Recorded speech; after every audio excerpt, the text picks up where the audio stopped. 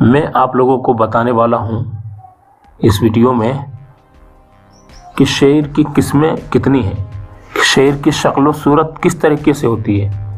تو ہم اور آپ جو دیکھتے ہیں ویڈیو میں وہی، لیکن آپ نے کبھی یہ سوچا ہوگا کہ شعر کی کتنی قسمیں ہیں؟ تو سنو، ارسطو نے لکھا ہے کہ میں نے شعر کی جو ہے عجیب قسم دیکھی، جس کا رنگ لال تھا اور اس کا چہرہ جو انسان کے چہرے کے مشابہ، انسان کے چہرے کی طرح، اور اس کی دم جو ہے اس شعر کی بچھو کے دم کے طرح تھی۔ بچھو کے دم کیسے ہے؟ وہ اس طریقے سے اور یہ طریقے سے۔ اور اسی قسم کا ایک دوسرا شعر بھی ہے، اس کی یہ دوسرے شعر کی شکل بتا رہے ہیں کہ شعر کی ایک اور شکل ہے جس کی شکل گائے کی شکل سے ملتی جلتی ہے۔ وہاں تو انسان کی شکل سے ملتی جلتی ہے، اب یہاں گائے کی شکل سے ملتی جلتی ہے، اور اس کے کالے سینگ ہوتے ہیں، کالے سینگ ہوتے ہیں جو ایک بالشت کے برابر ہوتے ہیں، ایک بالشت کے برابر ہوتے ہیں۔ اب بتاؤ، کالے سینگ ہوتے ہیں۔ حیوانات کے ماہرین نے لکھا ہے کہ شیرنی کے بچہ دینے کا عجیب طریقہ ہے کہ شیرنی کس طریقے سے بچہ دیتی ہے۔ تو سنو، شیرنی جو ہے گوشت کا ایک بے حس و حرکت لوتھڑا ڈال کر 3 دن تک نگرانی کرتی ہے۔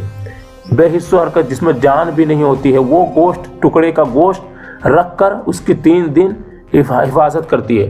پھر شیر جو ہے، شیرنی تو حفاظت کرتی ہے، پھر شیر اس ٹکڑے میں پھونک مارتا رہتا ہے تاکہ اس میں روح پیدا ہوتی ہے۔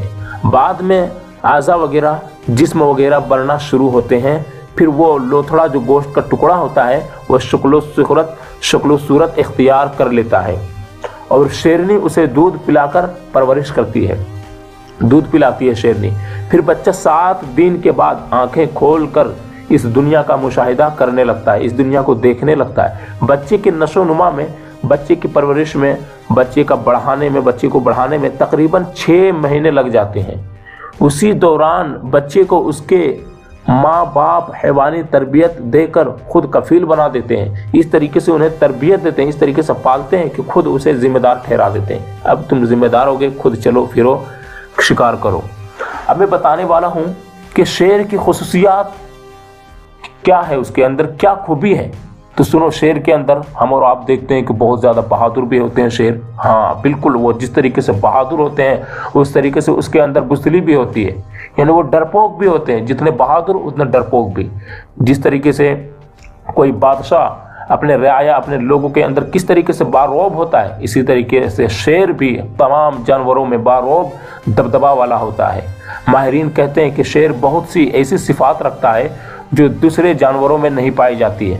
یہاں اس کی کچھ خوبیوں کا ذکر میں کر دیتا ہوں۔ شعر بھوک کی حالت میں صبر کرتا ہے، جب بھوک لگتی صبر کرتا ہے۔ پانی کی حاجت بہت کم محسوس کرتا ہے۔ یہ بھی خوبی ہے کہ وہ دوسرے جانوروں کا شکار کیا ہوا جوٹا نہیں کھاتا ہے، اس کے اندر یہ خوبی ہے شعر کے اندر۔ اگر شکار کھاتے ہوئے اس کا پیٹ اگر بھر گیا تو بقیہ اسی جگہ چھوڑ کے چلا جاتا ہے، پھر دوبارہ اس پر نہیں آتا ہے۔ جب چھوڑ کر چلا جاتا ہے پھر دوبارہ نہیں لوٹتا ہے۔ جب اسے بہت زیادہ بھوک لگ جاتی ہے تو وہ بد خلق ہوتا ہے، بد مزاج ہو جاتا ہے، لیکن جب شکم سیر ہوتا ہے، اس کا پیٹ بھر جاتا ہے تو سدھ جاتا ہے۔ اور وہ جانتے ہو، شیر کتے کا جوٹا پانی کبھی نہیں پیتا ہے، کتے کا۔ اور شیر کی خصوصیات یہ بھی ہے، اس کے اندر خوبی میں سے ایک خوبی یہ بھی ہے کہ وہ شیر کو جو ہے، وہ شکار کو بغیر چبائے ہوئے اپنے اگلے دانتوں سے نوچ نوچ کر کھاتا ہے، چباتا نہیں ہے، نوچ نوچ کر کھاتا ہے، تیر تیر کر کھاتا ہے۔ اس کے منہ میں لعاب یعنی کہ تھوک بہت کم آتا ہے۔ یہی وجہ ہے کہ اکثر اس کا منہ گندا رہتا ہے، اور جس کے منہ میں تھوک کم آتا ہے اس کا منہ گندا ہی رہتا ہے، یہ بھی یاد رکھنا آپ۔ شعر کی ظاہری صفت یہ ہے، یعنی ظاہری خوبی جو دیکھنے میں آتا ہے یہ ہے کہ وہ بہت ہی زیادہ نہایت بہادر اور دلیر ہوتا ہے، جانتے ہیں بہادر ہوتا ہے، لیکن اسی کے ساتھ ساتھ اس میں بزدلی اور جبن بھی پایا جاتا ہے۔ یعنی ڈرپوک جتنا وہ بہادر ہوتے ہیں اتنے وہ ڈرپوک بھی ہوتے ہیں وہ شعر۔ شعر کی بہادری اور جرأت سے تو سبھی لوگ واقف ہیں، سب لوگ جانتے ہیں کہ وہ بہت زیادہ بہادر ہے۔ اب اس کی کچھ بزدلی بھی ملاحظہ فرمائیں آپ لوگ کہ شعر مرغ کی آواز سے گھبرا اٹھتا ہے،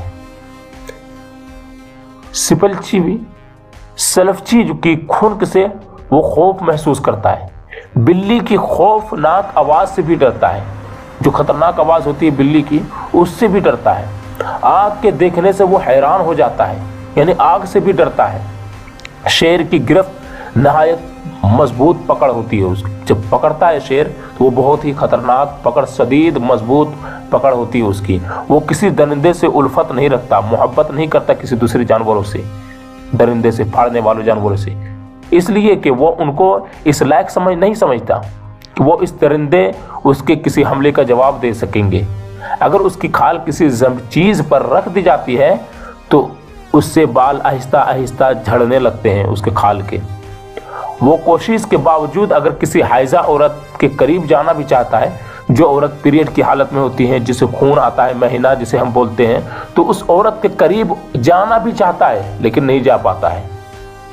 शेर के अंदर ये है। शेर हमेशा बुखार में मुब्तला रहता है, हमेशा बुखार में मुब्तला रहता है।